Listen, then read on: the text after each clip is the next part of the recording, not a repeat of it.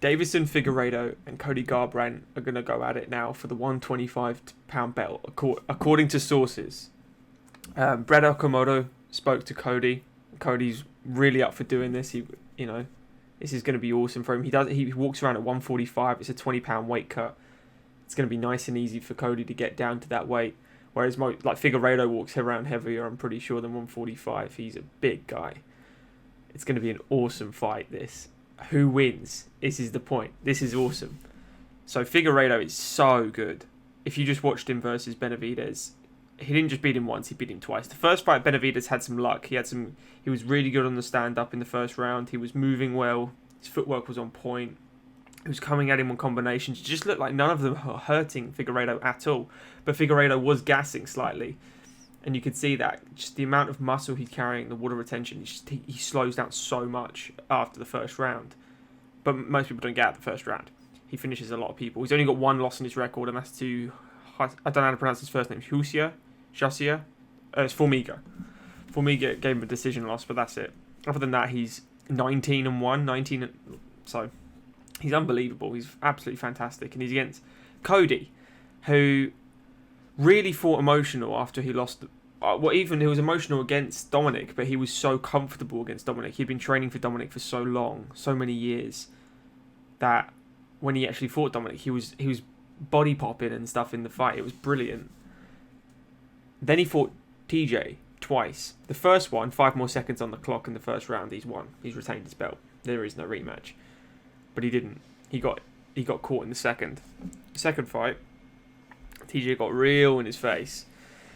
And Cody fought so emotional again, he just lost his head. And you forget, he won the belt when he was 25. That's young. That's really young. You think of where you are at 25, if you're even 20. That's where he is. He's on a world stage in front of 60,000 people trying to defend a belt. It's hard work. I'm sure it is. Speaking of someone that hasn't been there. So, TJ beats him for a second time.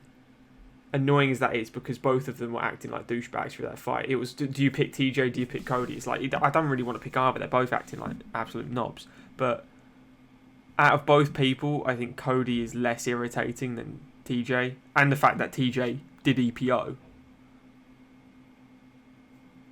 blows my mind.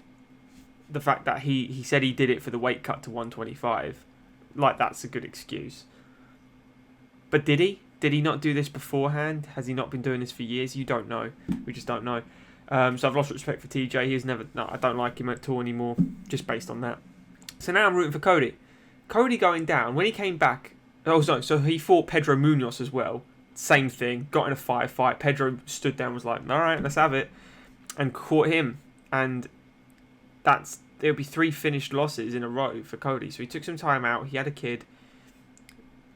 He settled down for about 2 years, something like that, without fighting. He's come back, fought Raphael Assuncao, who is so good, so underrated in the division for some reason. He's got a win over TJ as well.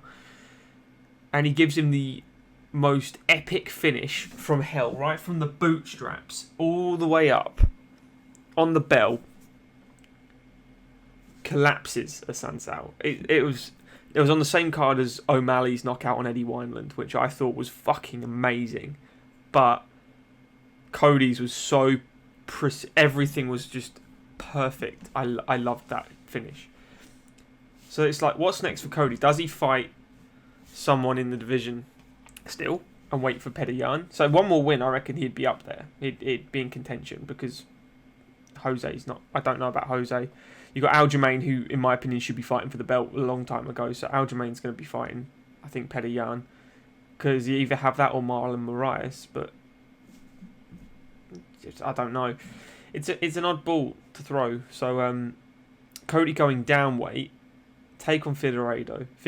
If he wins that fight, he can just bounce back up and he'll have something with worth. He'll be a champion in another division. They'll want to boost him. That will be able to sell more, so they can push him through the ranks a lot easier. It's a super interesting fight. How does it go? I think Cody has not got a size advantage going down weight. I think Figueiredo is a 135er. He shouldn't be at 125. Like, he missed weight for the first fight against Benevidez. 2.5 pounds over. I think he weighed in 127.5. It's 2.5 pounds over. It's overweight. He's a big dude, real big dude, and he's so strong. So Cody and him are very similar. I actually think Figueiredo might have a longer reach. His arm length is insane, but Cody is the fastest person in the UFC in my opinion. He's so lightning. So it's going to be a really interesting fight. I think Cody, if he goes down and keeps cool like he did in the Assuncao fight, like that first round, he clipped Assuncao. Assuncao went whoop, and Cody didn't just bum rush in like he normally does. He kept his cool. I'm gonna take my time, and he found the finish his way. If he can do that against Figueiredo, he will do that. I'll put this video as the proof. Cody Garbrandt versus Davidson Figueiredo. Getting confused with the Tottenham footballer there. They will have a back and forth for 2 rounds, maybe 1 round. Cody will knock him out. I really believe Cody is better than his record suggests of the past 3 finish losses. Don't feel bad for him, but we all know Cody is that good. Everyone knows how good Cody Garbrandt is. He beat the up-and-comer Thomas Almeida. What's Thomas Almeida done since he got knocked out? He was on a tear. I'm pretty sure he was undefeated until he met Cody, and Cody just smashed him. Cody was like 7-0 at the time. Thomas was like 15-0, I think. And he just smashed him. Everyone thought this was too big of a step for him. Thomas Almeida got lit up. So it's going to be a really interesting fight. Let me know what you guys think. Whether Cody's making a mistake. I can't imagine that. I can't imagine anyone thinking it's a mistake going down and getting another belt. Nice and easy, isn't it, really? He's not really cutting any weight for bantamweight, so he's a wrestler at heart, so he knows how to cut some weight. If he's just going to do it for 1 fight, perhaps 2, maybe he wants to defend it once, I don't know, then move back up to bantamweight. He said he hopes Petr Yan's still the champion at that weight. I hope so too, because they had a little confrontation with each other. He calls him a fake gangster. I like Petr Yan. I thought what he did against Aldo was superb. That's Aldo. I don't care what anyone says, it's Aldo. Aldo is so good.